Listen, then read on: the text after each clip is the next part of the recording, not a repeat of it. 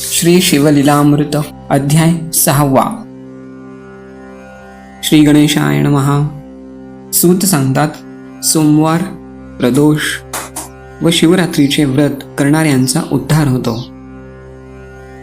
आर्यवर्ताचा राजा चित्रवर्मा सत्वशील व पुण्यवान होता.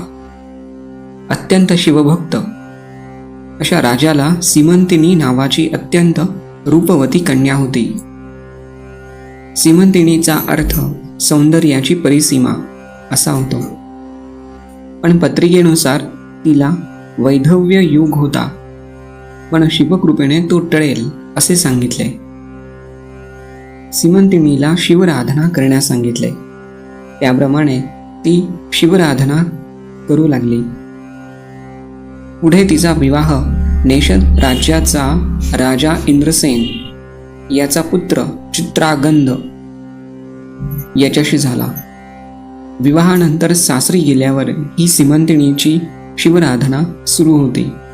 लग्नानंतर एक दिवस राजपुत्र चित्रागंध शिकारीस गेला असता यमुना काठी त्याला एक सुंदर नौका दिसली.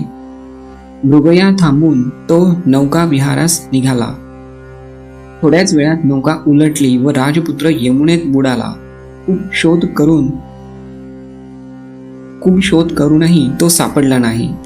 हे ऐकून सीमंतिनी शोकाकुल झाली व ती शोकाकुल अवस्थेतच शिवराधना करू लागली. इकडे यमुनेत बुडालेला राजपुत्र नागलोकी पोहोचला.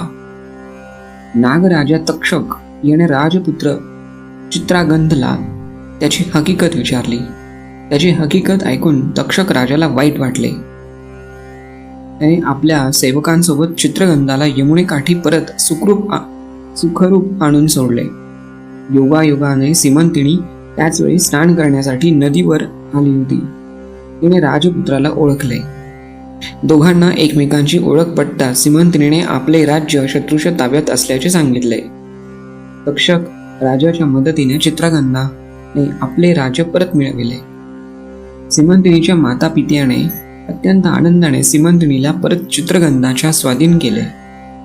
उभयंतांनी कधीही शिवव्रत सोडले नाही. त्या प्रभावाने उभयंतांनी अनेक वर्ष सुखाने राज्य केले. असे हे सीमंतिनी आख्यान ज्या स्त्रिया श्रावणात पठण करतील त्यांचे सौभाग्य वाढेल. दूर गेलेला पती जवळ येईल. विधवा स्त्रियांनी ही शिवभक्ती अवश्य करावी.